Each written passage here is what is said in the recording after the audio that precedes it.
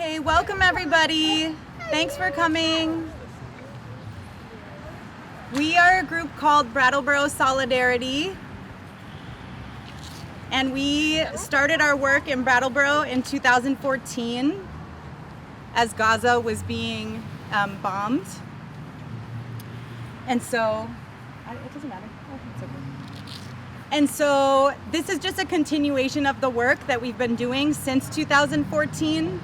And we thought that this was really important considering what's still happening in Palestine, but also because of today's date, which is August 6th, the anniversary, I guess not the anniversary, the commemoration of the atomic bomb which the US dropped on Hiroshima. So welcome. First and foremost, obviously, we're here to commemorate the horrific US bombing of Hiroshima on August 6th, 1945, which took the lives of hundreds of thousands and continues to poison Japanese youth and children today. As we look towards the world we wish to see, we remember the atomic bomb dropped on Japanese civilians. Today, 76 years later, we must say we are against the pillaging of our world and of our human community. We know that US wars of domination continue to rage across the world in Afghanistan, Syria, Colombia, Guatemala, and Honduras, in Lebanon and Yemen, in Ukraine, in Sudan and Zimbabwe, in Cuba and in Venezuela. These are not wars of democracy and national defense as advertised, but instead, history teaches us that they are wars for control over markets, over foreign governments, over food and oil, over land and resources, over the lives of ordinary people. One such war in Palestine is heavily funded by the US government. More than $3.8 billion per year are given to Israel to commit atrocities against the Palestinian people.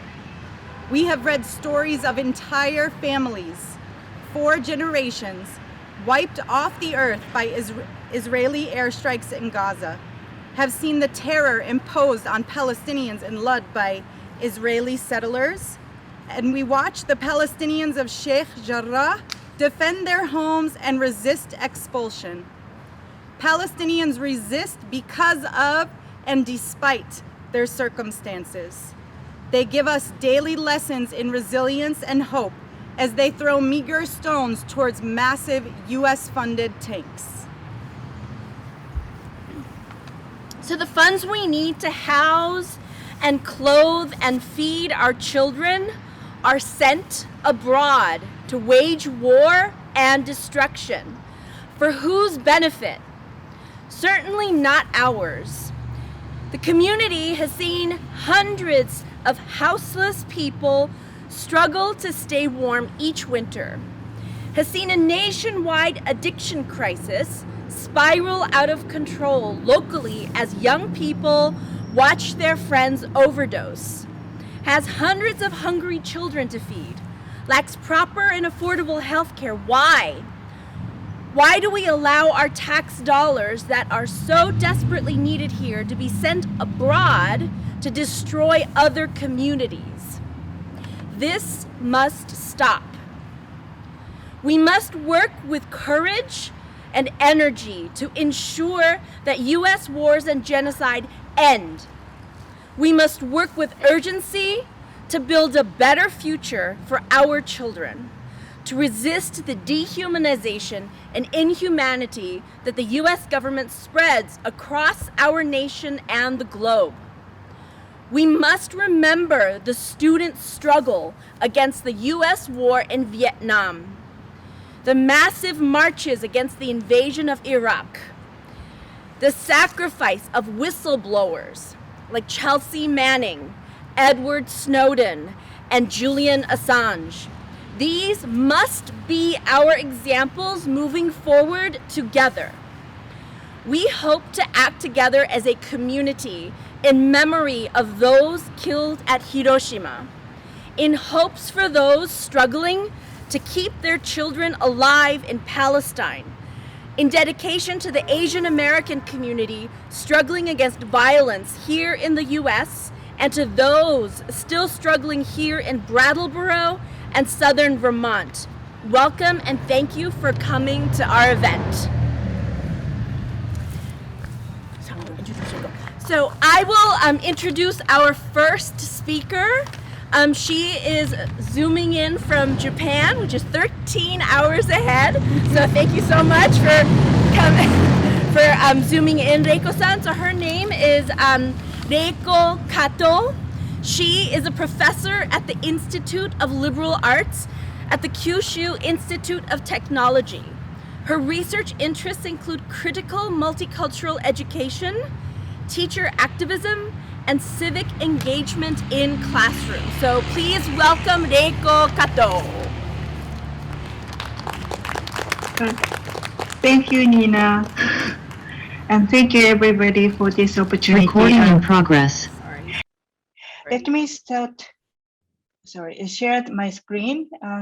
Thank you again for this opportunity. I will be talking about Hiroshima, but especially about the news that we recently heard that people who were exposed to radioactive black rain that fell in the city of Hiroshima after the atomic bombing won the court case against the country, and 84 plaintiffs officially now granted hibakusha status, which came out about 10 days ago. Well, atomic bomb was dropped yesterday in Japan, 76 years ago, which means it took 76 years for Japan to officially recognize the internal exposure of radiation and damage on human bodies.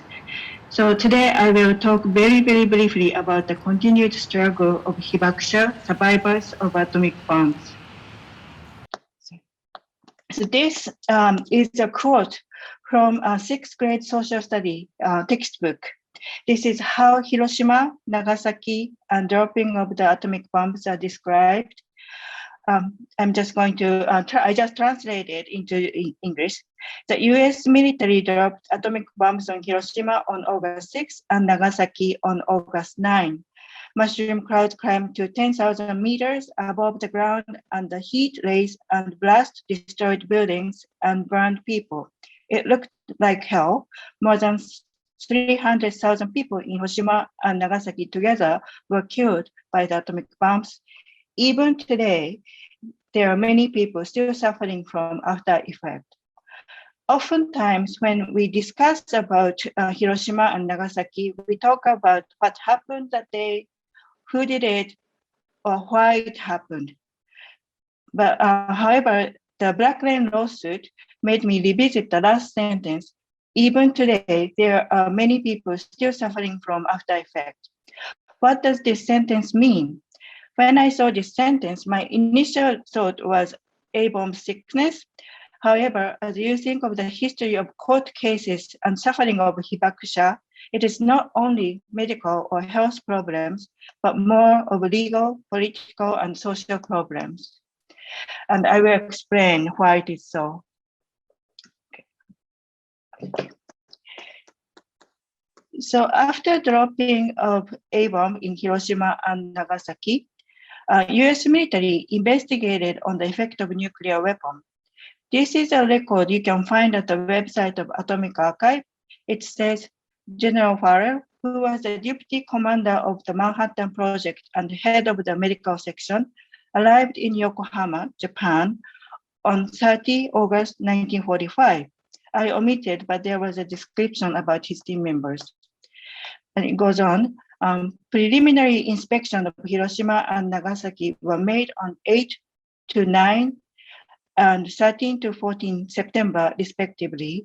The special group spent 16 days in Nagasaki and 4 days in Hiroshima, during which time they collected as much information as was possible under the directives which called for a prompt report. 16 days or 4 days Of course, after General Farrell and his team left, the investigation was continued by Atomic Bomb Casualty Commission, which was established in 1946 by the order of the US President Truman. I'm very briefly describing about the US military investigation. Of course, they collected much more records, but I will not go into the details today. The reason I'm sharing this sentence is because their attitude and conclusion affected Hibakusha and their struggles for the recognition greatly. So General Farrell held press conference on September 6th, which was before even going to Hiroshima or Nagasaki, and said, in Hiroshima and Nagasaki, here at the beginning of September, anyone liable to die has already died and no one is suffering from atomic radiation. Similarly, in 1950s, ABCC, which collected all the samples of survivors, made a comment that atomic bomb sickness is now completely cured and there are no noticeable effects remaining. Survivors who are suffering and medical doctors in Hiroshima and Nagasaki who are treating survivors have been appealing against this statement. However, it sets the tone of so-called scientific research. What they did is focusing damage on nuclear weapon only on the heat and the blast at the time of the explosion, and masked or minimized the effect of radiation, both short and long term on human bodies. Hence, the suffering of survivors expanded not only about health, but to recognition of the status of political, legal, and social issues. Here I listed a very few of the court cases and the rulings. The first court case started in 1955 by 3 survivors. At this point, Japanese government had no legislation supporting the survivors. 3 of them filed against the country. Tokyo District Court dismissed their claim, yet stated the use of atomic bomb was violation of international law. Meanwhile, government passed a law supporting the survivors, and they started to distribute Hibakusha Techo, a booklet that certifies its holders as a victim of the bombing. However, not all Hibakusha was granted to receive Hibakusha Techo. Since then, the struggle for recognition started, and the time and space became an issue, such as where were you at the time of the explosion? When did you enter the area? How long was the rainfall? When were you born? There are Hibakusha Nisei, second generation, who are not exposed to radiation directly, but still suffering with genetic effect, but not recognized. In addition, nationality and the court or country of residence were also used to draw lines to decide whether you are a Hibakusha or not. The issue of nationality concerns Japanese imperialism, obviously, but I don't have time to go into the details today. Okay. So this is a map of Hiroshima. Red covered area in the center is the originally recognized area as directly damaged by A bomb, which with heat and blast. In 1976, the area of a heavy black rainfall was added to recognize Hibakusha, which is indicated with green. In 2021, 10 days ago, the area with blue circle, within blue circle, was recognized as affected area. The line was drawn based on the length of the rainfall, more than 1 hour or less. Outer red circle is the area of black rainfall speculated by the city of Hiroshima, however not recognized yet. There is a Hibakusha's testimony that she was at the border of green and blue line, green line, at the time of the black rain. Her sister, who was across the river from their house, which was within the green area, was recognized as Hibakusha after 1976 amendment, while herself and other sisters who were at home in blue area, just one small river between them, did not receive support or recognition. as if the wind didn't blow and there was a shield between them. There are many uncertainties remains after 75 plus years. There are many lines criteria created to decide who is hibakusha, but that is not scientifically based. The science they claim was biased by the US military who wished to avoid international criticism and also wanted to reduce the fear of among American military personnel stationed in Japan. Also, discourse of no harm by radiation worsens the mental status of hibakusha. We know there are hibakusha who did not talk about their exposure because they were afraid of discrimination and also influence on their children. They had been quietly suffering. Hibakushas and hibakusha are aging, that it is difficult to prove their sickness and airborne relations.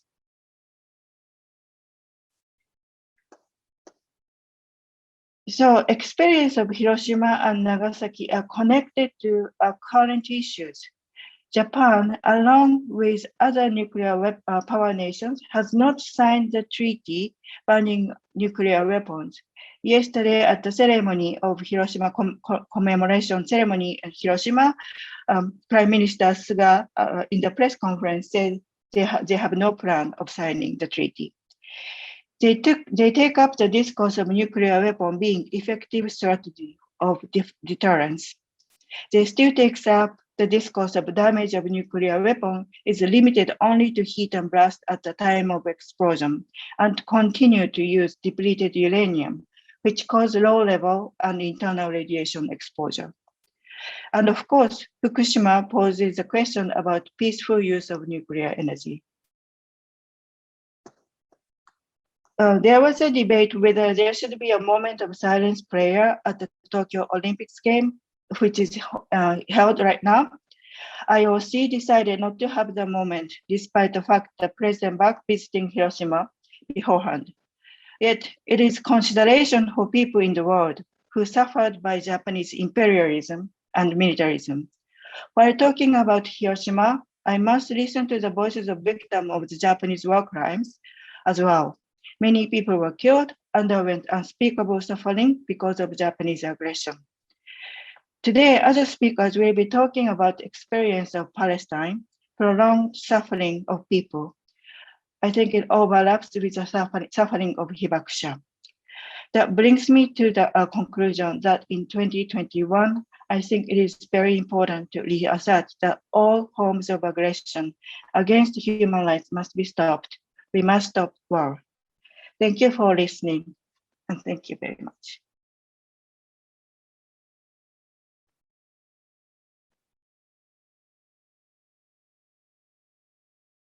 Thanks so much.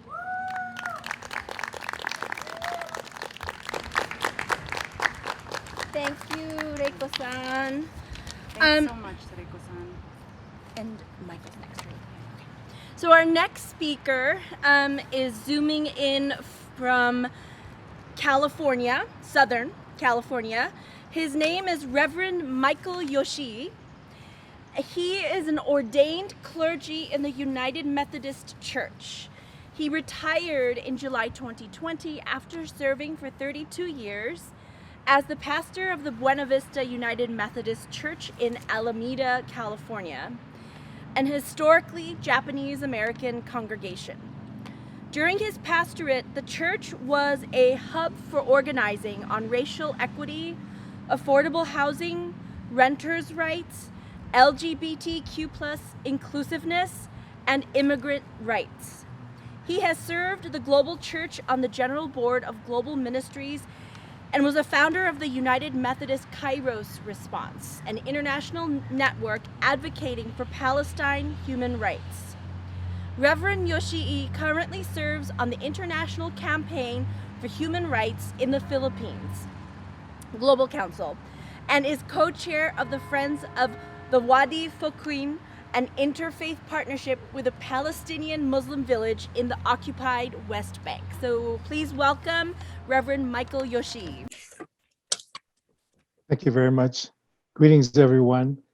Lara and I were saying we'd love to just jump through the screen and join you there on the beautiful looking grass where you are gathered together. And it's a pleasure to greet you from across the country. I'm actually in Northern California, not Southern California, and I give you greetings from Chochenyo land, um, the city in which I live in. Just recently commemorated and celebrated the renaming of an Andrew Jackson Park to Chochenyo Park because the Chochenyo tribe were the indigenous people here in the land in which I am standing today. So we give you greetings to honor those people and their ancestors. I want to thank Nicole for inviting me to join you today and share some perspectives as a Japanese American and Asian American on our struggles that have taken place both historically and even up to today, and how they relate to solidarity with Palestine that I'm engaged in today. And so, first of all, I want to just share appreciation to Reiko for the excellent condensed presentation she made about the situation going back to 1945 with Hiroshima and Nagasaki. My own mother-in-law was a young teenager in Hiroshima when the bomb hit. She was miraculously survived that, as well as some other family members. She did pass away sometime later. We weren't sure whether it was due to radiation or not, just because of the circumstances of her death.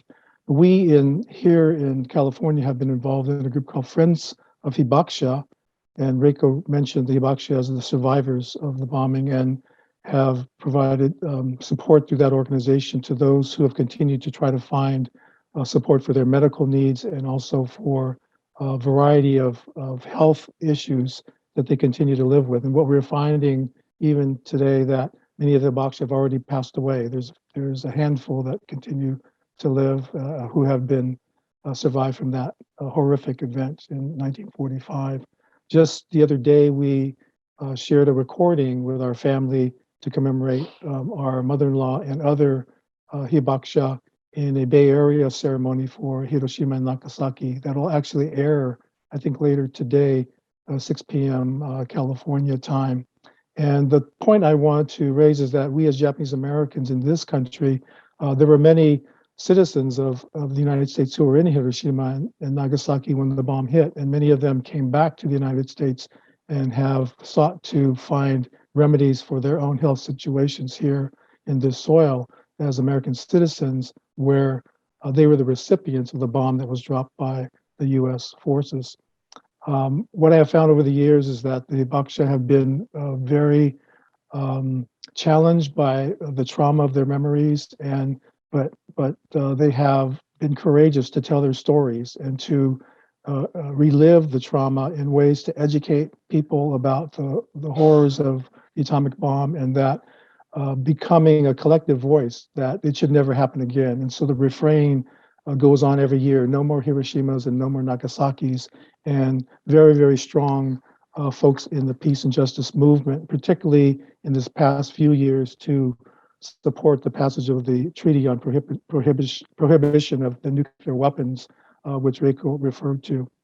You know, what's interesting to me as well on this particular week as we commemorate Hiroshima and Nagasaki on the 6th and 9th is that on Tuesday, it's August the 10th, and that's also the anniversary of the passage of the Civil Liberties Act, which was passed in August 10th, 1988, apologizing to Japanese Americans for the abridgments of our constitutional rights in 1941 and 1942 with the issuance of the Executive Order 9066 by President Roosevelt, ordering Japanese Americans to mass incarceration.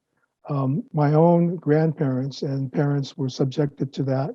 In my virtual photo background here, this is actually from a cemetery where my grandparents are both buried on both sides of my family. My father's side had a restaurant in Oakland, California, which they lost, and they were summarily sent to Tanforan Racetrack and then later to Topaz, Utah. My mother's side of the family was from Fresno, California, where they had a farm in which they lost, and they were sent to Jerome, Arkansas. These were 2 of the 10 sites, interior sites, detention centers set up for Japanese Americans at that particular time. The Civil Liberties Act of 1988 issued an apology by Congress and also financial monetary redress. And that was the culmination of a decade-long movement for Japanese Americans to hear the stories of Japanese Americans through a commission that was established by Congress. And I was privileged to testify at the hearings in San Francisco in 1981. And so that's 40 years ago to this week that happened in the summer of 1981. And they took all of those testimonies and then through subcommittees and through the process in Congress finally came out with their report and also the legislation apologizing to Japanese Americans in 1988. At that time, as they issued the statement, they named three things as the causes of the mass incarceration. One was the wartime hysteria that people were going through, that they were not thinking clearly about things. And then two, that there was lack of political leadership, that people were not doing the right thing, and there was a lot of political rhetoric against Japanese Americans. And thirdly, pre-existing racism, that they affirmed and understood that historically Japanese Americans had gone through much racism over the course of time. In fact, from the times my grandparents set foot on this soil in the early 1900s, in 1906 and 7, they experienced discrimination overtly, racism overtly, and also through law. They could not become citizens. They could not own land. They could not vote. And in 1924, there were laws that were issued against Japanese for barring further immigration into this country. And so the culmination of all of that understanding of the pre-existing racism, wartime hysteria, and the lack of political leadership led to that toxic triangle being the justification for the mass incarceration, and the apology came. Japanese Americans today are very, very strongly supportive of Black reparations for HR 40 that's going through Congress right now. And hundreds of Japanese Americans, including myself, have written letters of support for HR 40 for Black reparations. Many Japanese Americans are also very supportive of immigrant rights, because we see people being caged up with the same kinds of vitriol and racism against them, as well as the lack of political leadership and political opportunism and rhetoric being said against immigrant communities. And I think that kind of matrix of understanding these forces, how things work together to destruct people's lives, is part of where I'm coming from too as a Japanese American, and why my solidarity for Palestinians has grown so strong over the years. I want to show you some slides of a program in a minute that I want to share with you about, but I've been asked to share a little bit about what does Palestine Solidarity look like for one in my particular vocation and identity as an Asian American.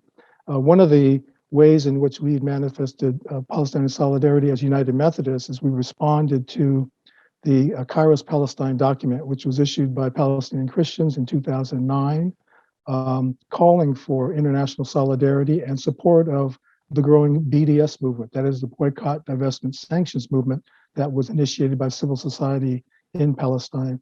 And we formed something called United Methodists for Kairos Response, which is the United Methodist International response to the Kairos document. And in a sense, the solidarity movement for United Methodists, and our activity has been to bring divestment resolutions to our institution. We've been unsuccessful in passing resolutions where we're trying to divest from Motorola, Caterpillar, and HP. But however, in 2016, prior to our General Assembly, our pensions board did announce that they set new policies that would exclude investments in Israeli banks and real estate companies. So that was a victory of sorts for us at that particular time. The other iteration that a partnership of Palestinians that I've been involved in is a group called Friends of Wadi Fukin, and that's the screen share I'm going to do for you right now. This group was a partnership that we started in 2009, and this was begun at the congregation that I was serving at that time in Alameda, which is historically Japanese American, and people felt that they wanted to begin ministry and relationships with Palestinians specifically, not to look at Palestine, Israel as a big issue to examine, but to be in relationship with people, much like how people had been in relationship with Japanese Americans when they were subjected to mass incarceration. And this is the village of Wadi Fukin in the southwest portion of the Bethlehem district. It's a small agricultural village.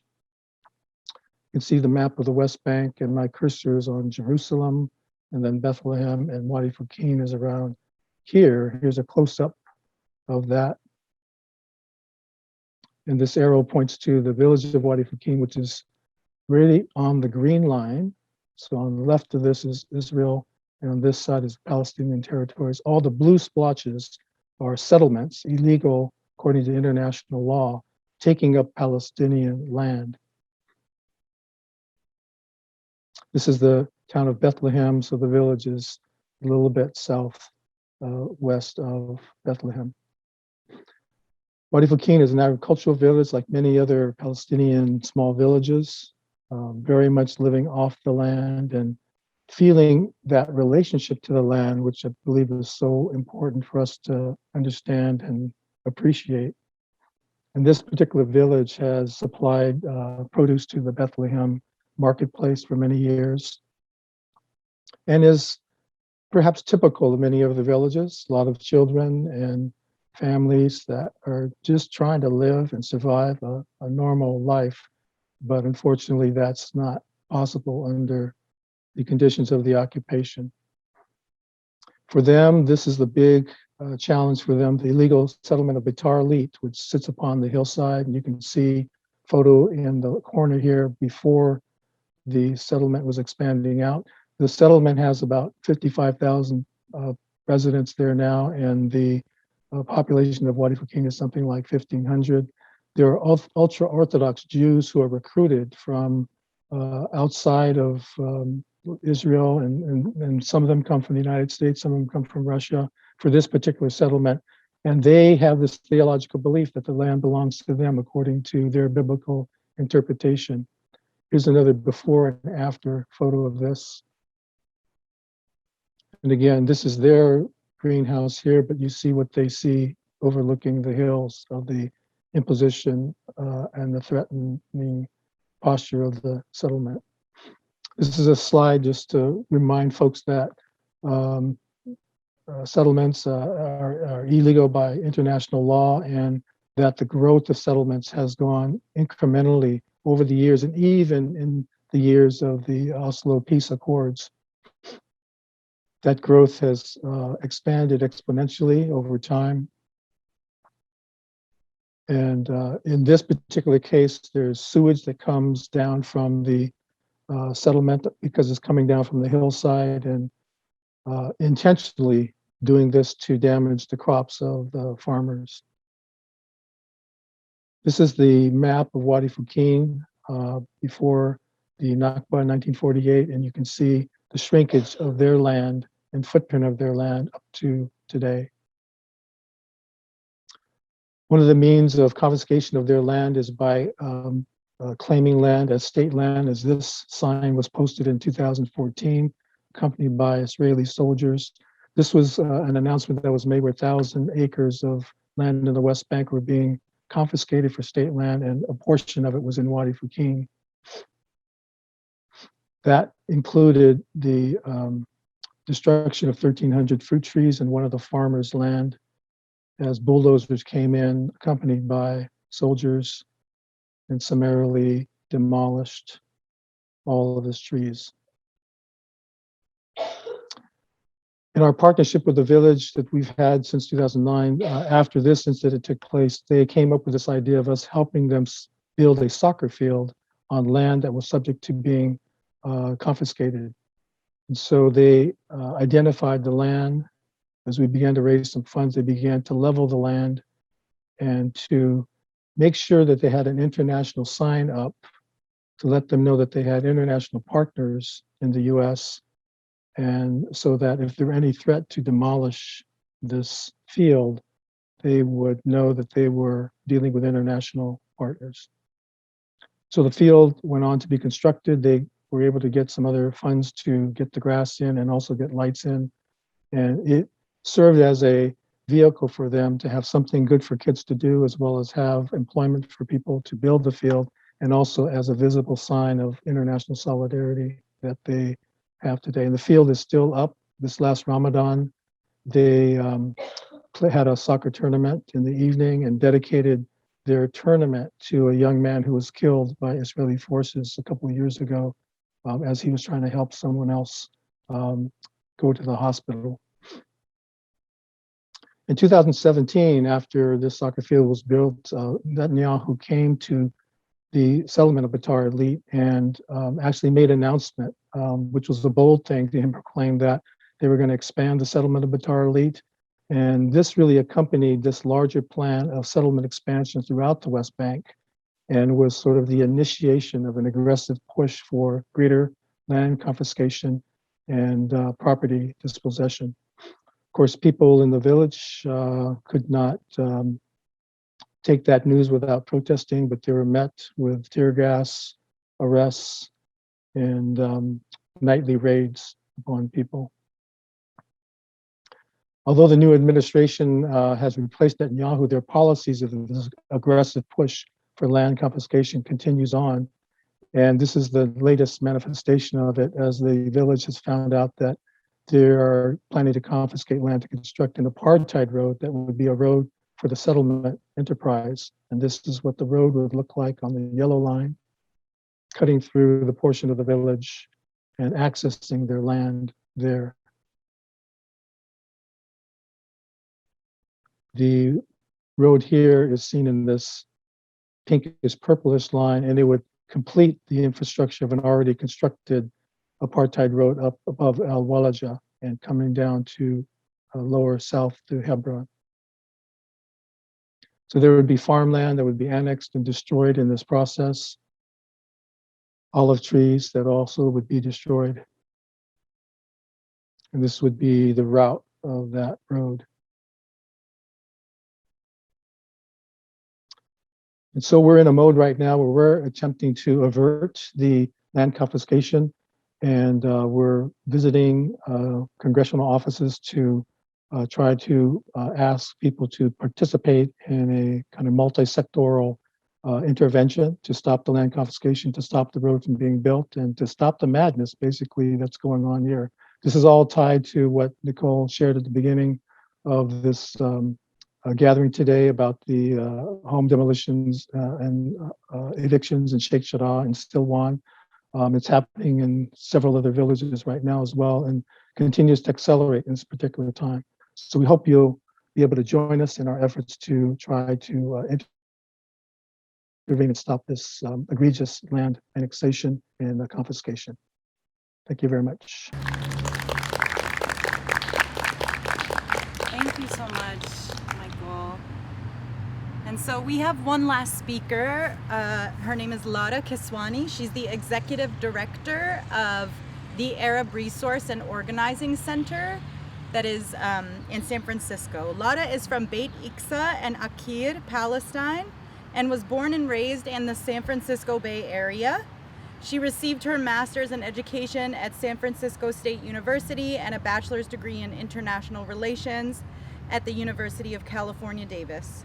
Lara has been active in movements against racism and war, for Palestinian self-determination, and international solidarity for the last 20 years. So join me in welcoming Lara. Thanks so much for having me, and thank you to Brattleboro Solidarity and all the organizers of this lovely event. I am speaking to you from Ohlone Land, Oakland, California. I also want to thank my fellow panelists, Rico and Michael, for situating this conversation in Palestinian solidarity within a broader framework of US militarism and imperialism, and the legacies and the ongoing legacies of US imperialism. Other than my own struggle, my people's struggle against apartheid Israel, learning about Hiroshima and Nagasaki was actually one of the first things that helped me understand the US imperialism and militarism, but also shed light on the ongoing destructive role of the US in the world and as a young student.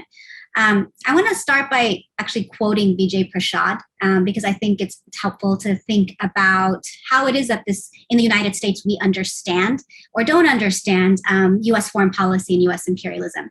He says there's an international division of humanity. It is as if there was a wall that separates our humanity. Those who live in zones of great war and tragedy are separated from those who live with the illusion of peace in countries that produce the conditions for war, but deny that they have a hand in it.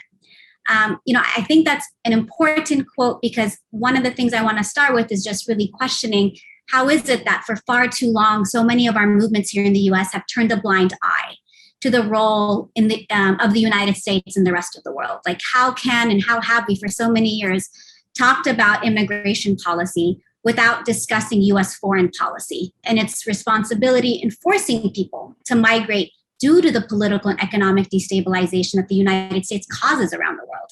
How can we talk about policing without discussing US militarism, the history of colonialism and slavery? How can we talk about the struggle of Indigenous people of Americas without talking about Indigenous people globally, including that of the Indigenous people of Palestine? And all of these Indigenous people have been targeted by a US intervention. How can we talk about what's happening in Syria or Yemen without talking about US imperialism, its partnership with functionary regimes all across the Arab world? And how can we talk about Islamophobia, anti-Arab racism, about the Muslim ban, without talking about the Arab and Muslim countries that the United States is bombing, and the construction of the war on terror and the ongoing exploitation and resource extraction at the hands of US-backed and led wars? How can we talk about climate justice without discussing US imperialism? US militarism is the largest single institutional source of emissions in the world. The US military produces more emissions than over 140 other countries.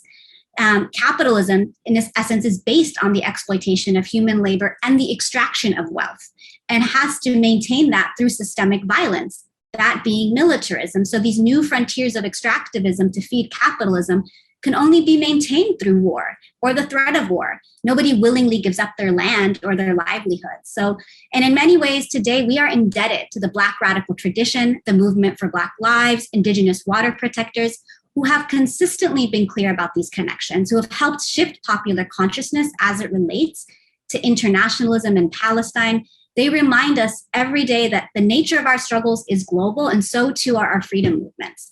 They've been so clear about Palestine. To oppose US militarism is to oppose other Western colonial powers in the Middle East, and specifically the partner and instrument of US imperialism, that being apartheid Israel. As Michael mentioned, 1948 was the Nakba, what Palestinians call the Nakba. In English, it means the catastrophe. It was the creation of the state of Israel. My father is older than the state of Israel. So 1948, the state of Israel was created, and it was indeed dependent on theft of land, water, and lives of Palestinians. The ongoing colonization of my homeland, Palestine, actually began as a European settler colonial project in the 1900s, in the early 1900s. It's indistinguishable from other colonial projects across the world, carving out territories, promising a land inhabited by indigenous people to settlers from across the world, right? Israel's colonial project is very much based on and tested projects across the world, namely North America and South Africa. Land dispossession, capitalist accumulation, systemic violence, repression, and all of this is actually done now globally, and Israel continues to be an instrument to the ongoing interest that the U.S. has in continuing these practices. The Zionist colonial project is very much dependent on that kind of support. It's dependent on global networks of infrastructure and support. And I just want to name that the underlying cause of all this violence is apartheid's decade-long oppression of Palestinians everywhere. It's not one incident, it's not the spectacle of violence, similar to the ways in which the spectacles of police murders will often spark conversations about the nature and the history of policing. We know the problem doesn't lie with an individual officer or an individual incident of violence, but the institution of policing itself, the project of the prison industrial complex, its relationship to racism and capitalism. So to understand Palestine, you need to understand apartheid. You need to understand settler colonialism. You need to understand internationalism and the struggles of working people everywhere. We have to remember, and it's important as we talk about Palestine anytime here in the United States, that the only way that the destruction and land theft of Palestine is made possible, the settlements that Michael Yoshi just laid out, the violence, the ongoing violence we're seeing in Jerusalem is made possible by the ongoing $3.8 billion of US support each year. The US-Israel partnership is very much a relationship of the global elite, the corporate class, rooted in racial capitalism. That's why the US is deeply invested in maintaining Israel as a proxy state in the global South. And in turn, Israel is deeply invested in maintaining that $3.8 billion of military and economic support. The US is invested in using Palestine as a laboratory for weapons, surveillance technology, and crowd control tactics, using US dollars. And Israel is invested in exporting that to the rest of the world.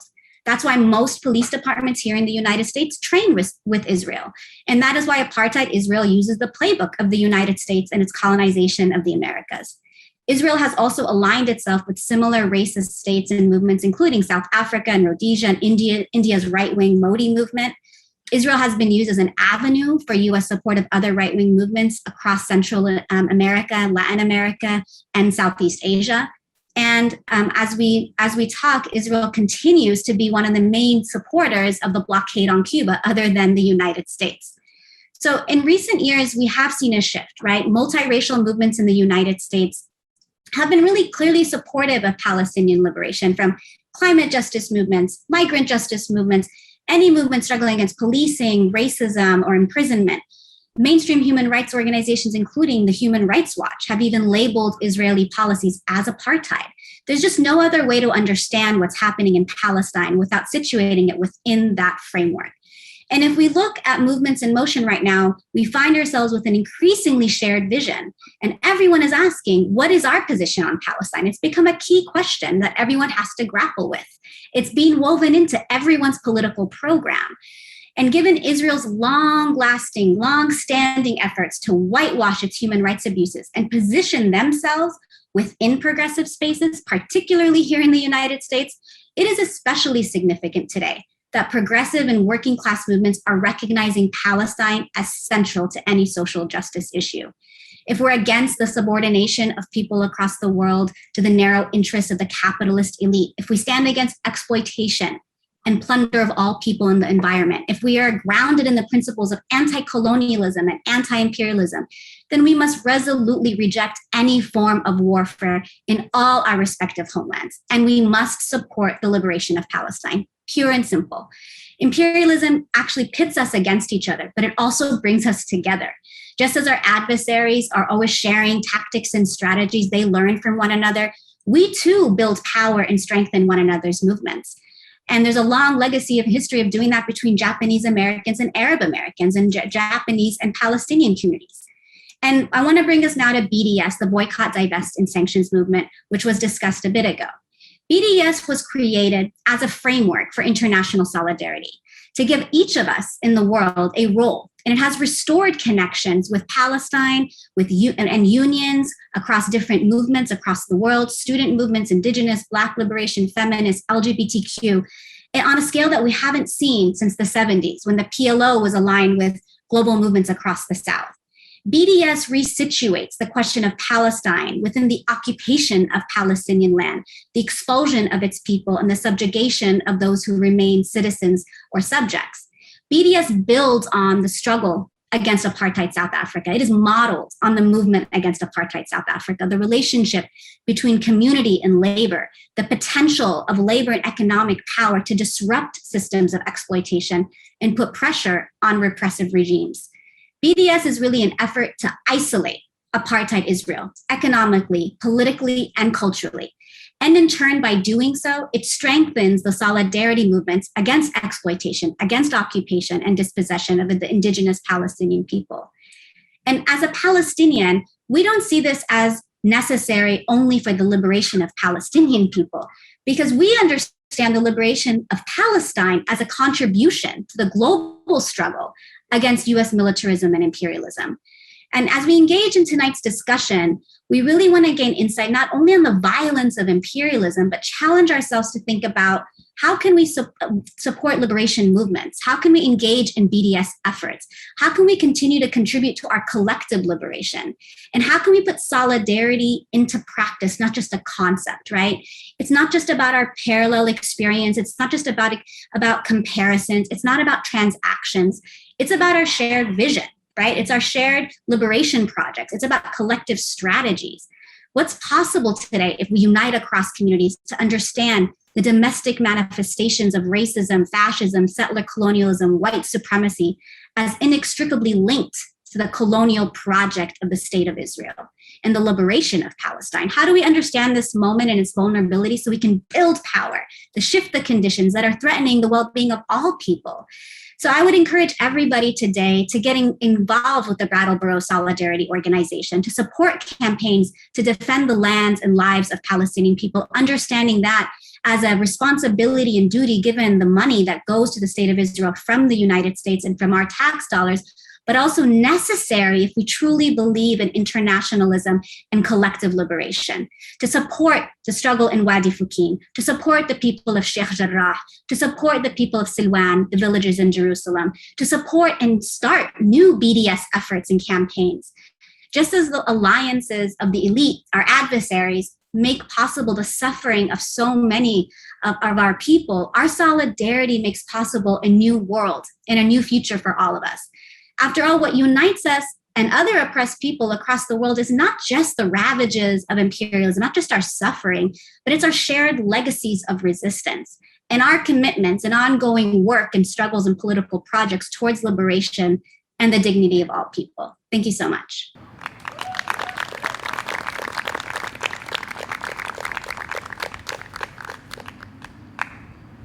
Lara, you couldn't hear, but everyone is cheering and clapping, so thank you so much.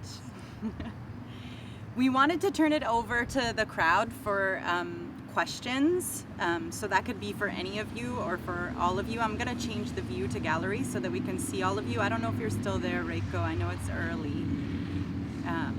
But I would just invite anyone to come up and ask questions. Oh, okay. Can you hear me now? Can people hear me, yeah? Okay. If anyone would like to ask questions, they can come up to the computer and feel free to ask them.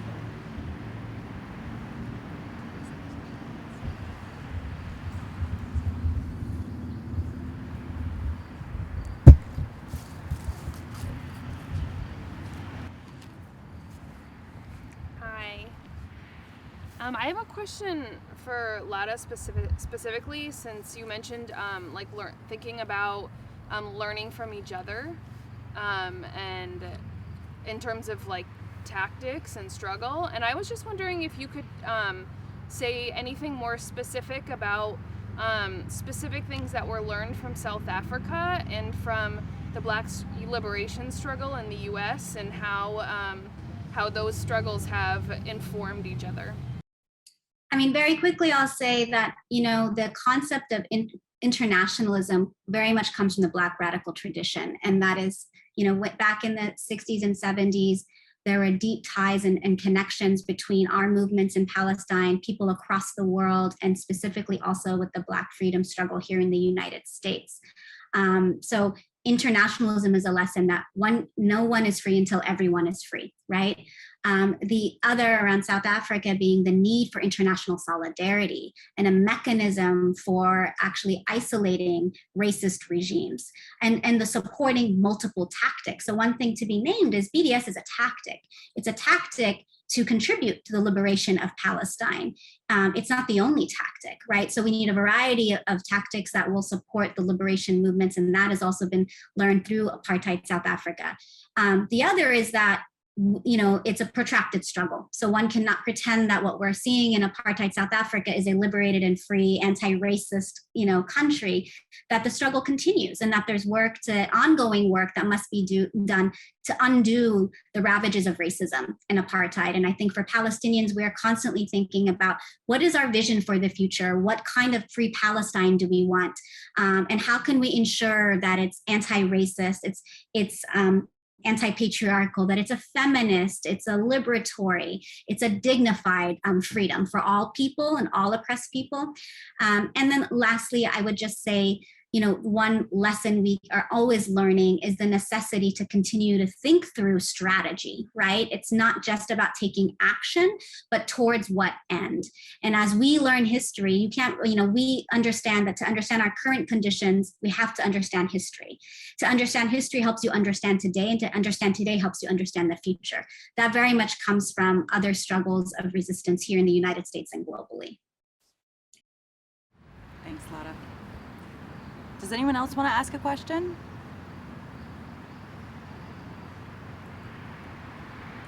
Okay, I would just ask also, Reiko, I'm curious what's happening in Japan now. Kelly and I, who are members of Brattleboro Solidarity, were describing how we aren't really clear about what's happening in Japan. And so if you could talk also about what's happening now in the struggle with the Olympics and with lots of people on the street. But also I'm curious too, you said that you didn't learn anything about Palestine. And so I'm curious, how did you come to know about Palestine? And is that what the consciousness of other Japanese people are? Well, let me make it clear that what I think I said earlier is that I really don't hear, or I don't talk about Palestine a lot in Japan, but it's not about we don't learn about Palestine. We of course know about the Palestine-Israel issue, but it is very difficult, I think, for us, in Japan. I've been back in Japan for 10 years. I was studying in the US before. Since I came back to Japan, I'm refinding how it is difficult to talk politics in Japan. Especially in the education field, I'm teaching at universities, bringing into the controversial issues or stating your opinion is kind of going against the harmony. So it's very difficult to talk about. It's very difficult to take up a point, because if you say some opinion, then you have to mention the other side of others' perspectives as well. For the Palestine issue, so I really don't hear the discussions in the news, in media, especially, but the activists, yes, they are very aware, and we are talking a lot about. But in terms of the government, I think that they are making more and more clear the alliance with Israel. Since a few years ago, 2015, I think it was, the Prime Minister visited Israel, and then they promised to increase the investment in Israel, Japanese companies' investment. So, the economic benefit, economic merit is now it's becoming more clear. And then recently, Japanese deputy minister of the defense said that he supports Israel. He tweeted that he supports Israel, which caused very much discussion about it. So I'm not a specialist about Palestine in Japan, but that's the general feeling. I guess that's my feeling. I don't know if I answered your question. Hey there. I guess this is for Reiko. In many historical circles here in the US, there's this notion that the dropping of the atomic bombs and the destruction of Hiroshima and Nagasaki saved more lives than it actually took by bringing the war to a swift end and averting an Allied land invasion of Japan. I was wondering if you could address that, if that notion is also common in Japan, or if there's a different feeling about that. Let me think. In the textbook, because I'm a teacher, I come from the teacher perspective, I guess. In the textbook, they don't say it clear, but it has been the notion, the discourse, that the use of atomic bomb ended the war, Japanese war against China in the Pacific area. So that was a general understanding. Recently, we hear more of the discussion about was it really necessary, or was it more like a testing of the atomic bombs.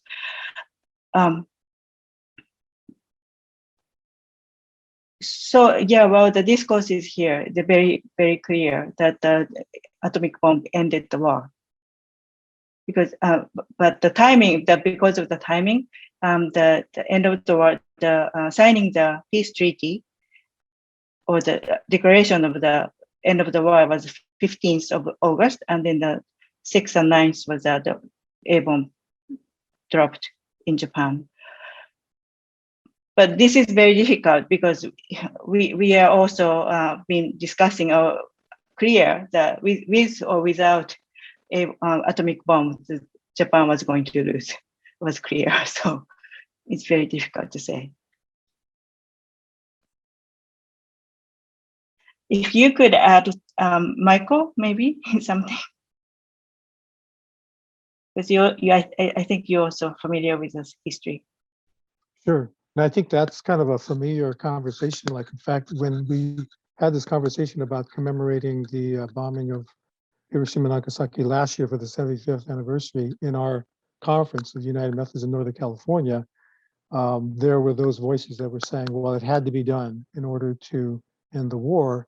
But I think that's the way that we have to be careful about how narratives get spun and then how truths get mistakenly received or perceived, in the world. And so I think for the perspective of those who experienced the bomb, no, it didn't have to be done to end the war. And there's no conclusive evidence that it saved more lives than it took. Absolutely not. And so, you get into the question today, would we drop a bomb again today to say, okay, we're going to save lives? I mean, that becomes the rationale for militarization, right? We have military so that we can save lives because we're protecting lives is what the narrative is. And I think we have to challenge that kind of narrative that military is necessary for security. Military is necessary for protection. Military is necessary for us to survive, and that we save lives by killing lives. I think that's ludicrous. We can expand this to Gaza also, the recent bombing of the families and children in Gaza, right? And that's kind of the narrative that gets put out there, is that had to happen. Israel had to do this because they were protecting themselves from the so-called terrorists. But we know that the periodic bombings of Gaza that have gone on, in periods that it's the same formula over and over again. It's like this indiscriminate bombing, destroying infrastructures of people's lives and institutions, and then we bicker over whether or not we can give them humanitarian aid afterwards, right? That becomes the subject of the appropriations committee to say, should we really give a humanitarian aid to these folks because they're the ones that started it? And I think that's where we have to really challenge the narratives that go on around warfare and particularly around Palestine as well. And I think we're still debating the Hiroshima Nagasaki in different spaces, right, about what that narrative is all about. Hi, I'm Anna, and I'm also part of Brattleboro Solidarity. Thank you so much for being with us. I had a question to direct to Michael first, and then if others want to chime in about starting a BDS movement and what you think is important in starting to know in starting a BDS movement, and maybe if you could also talk about some obstacles that you came up against. For us, my activity with BDS, of course, I mentioned was with the United Methodist Church when we were responding to Kairos Palestine and formed what we called United Methodist Kairos Response. And so we were looking at who we are. I appreciated what Lara was saying about the BDS movement, and the opportunity for us all to be engaged internationally. And I think what's important is for us to each locate ourselves where we are, our social identity, our political identity, and other aspects of who we are in our location to determine what's the most effective way to be engaged in the BDS movement. I think the first thing we recognize is that BDS, as we consider the BDS movement, it forces us to locate ourselves in terms of what's our relationship to the occupation, and that the fact that many of us are benefiting from it financially in different ways through the different kind of institutions we may be a part of. And so for us as United Methodists, we said, okay, we have a big pensions board that has, multi-millions of dollars that have investments in companies that do business in the occupied territories, and we need to divest from those. We need to call attention to that. And we need to call attention in a way that educates our body as a larger institution. The pitfalls for us in that kind of campaigning is that we're dealing with institutional politics, and we're dealing with, it creates this dynamic within our institution where we have those who become pro-Palestinian, those who become pro-Israeli, fighting amongst each other. And then we're dealing with an institution like a pension board, which has their own interests as well in terms of kind of how they want to run their institution, for that matter. The other thing I think that's important for us to just be cognizant of is that BDS is on the radar of the Israeli government, and they convene think tanks. As soon as BDS kind of hit the road, they poured in millions of dollars to have anti-BDS campaigns around the world, and they identified hotspots where BDS activity was very prevalent. And I would just remember that because at the beginning of that, San Francisco Bay Area was one of the areas, and they put on a full court press for us in the United Methodist Church. They had the Israeli Consul General, the organizations supporting anti-BDS efforts come and do a full court press to us as the United Methodist Church and tried to stop us from having any discussion around BDS or even participating in as well. And also the smearing campaigns that go on when they see that there are people that are organizing, and I'm sure Laura knows this very well, that you get a target on your back once you're associated with any kind of BDS work.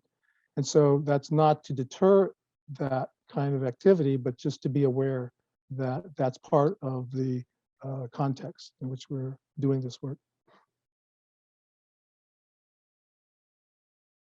I would just add that, sometimes folks look really far for like what they can do. And like Michael was saying, just really assessing your positionality, and as folks in Brattleboro, as folks in Vermont, what relationships or ties to Israel exist currently, and how can you make connections with other movements to try to rupture those relationships or to sever them. And one thing that we often ask our allies across the world is to ensure that any campaign engaging in BDS or attempting to isolate apartheid Israel doesn't undermine other movements, right? So we want to ensure that all our work is done in principled struggle, and to not only focus on Palestine per se, but to really think about how are we building across movements and what BDS campaigns exist, what efforts already exist, what other social justice issues are already on the rise in your area, and how can you connect it to Palestine? Because more often than not, it's not that difficult.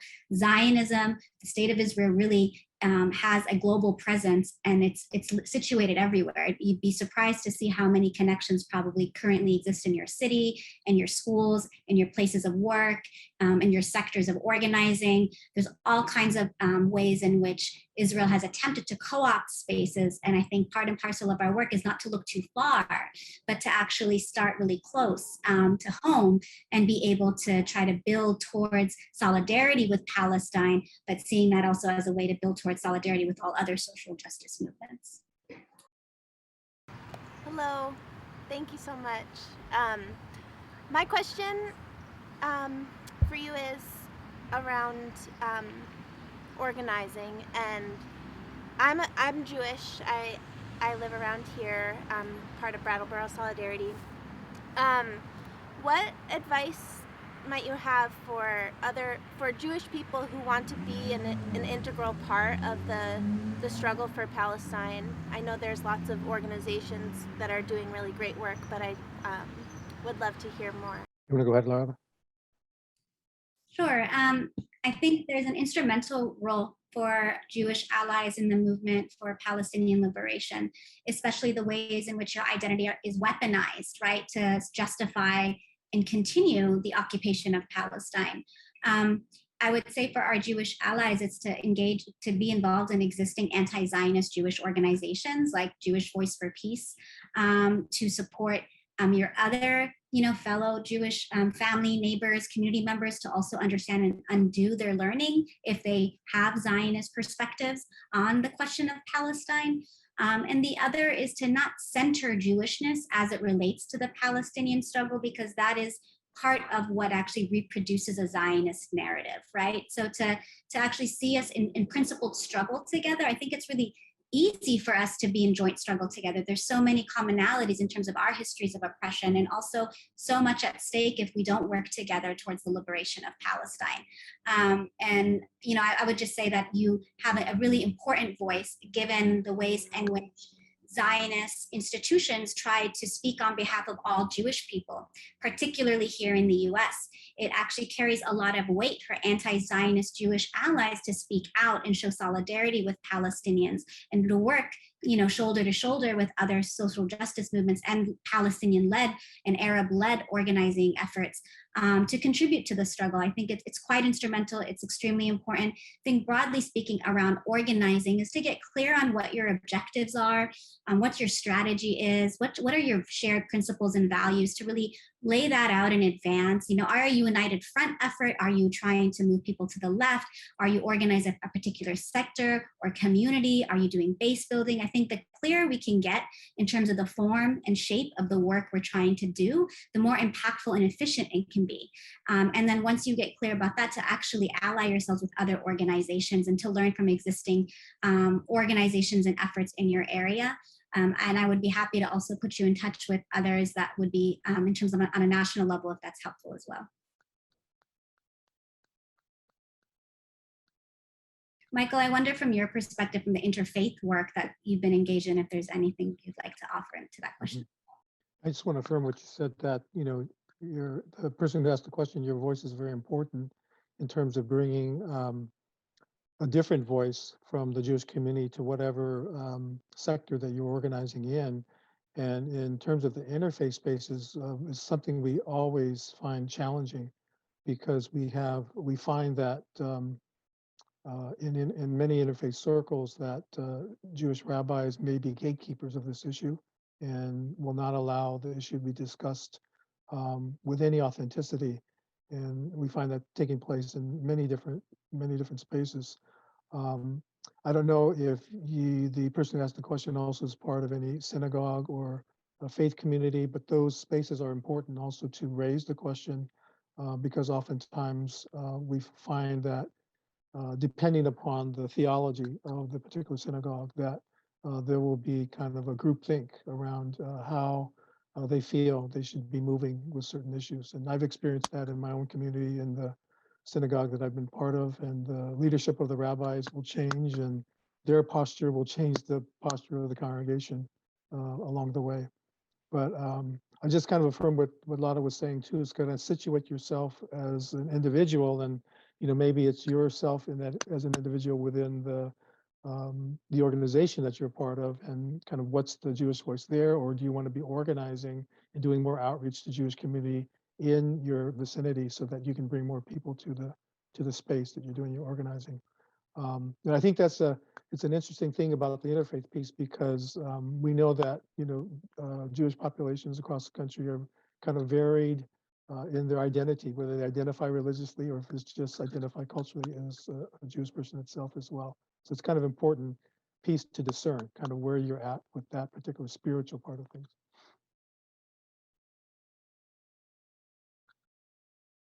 Well, we just want to thank you so much for joining us. We did record this, and we hope that it's okay that we replay it on our radio show, Indigo Radio, that is on the air. It's a community radio show every Sunday in Brattleboro, and we also, you know, broadcast on and replay on SoundCloud and iTunes, so we can definitely send you the link to that.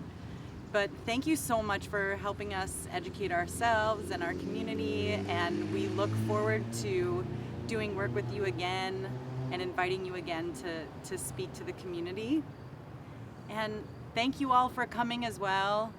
We appreciate you coming out to listen to our wonderful speakers talk about such important things. Thank you. All right, y'all. Have a great night. You too. And morning too, Reiko. Thank Nice you. to see you, Reiko. Bye.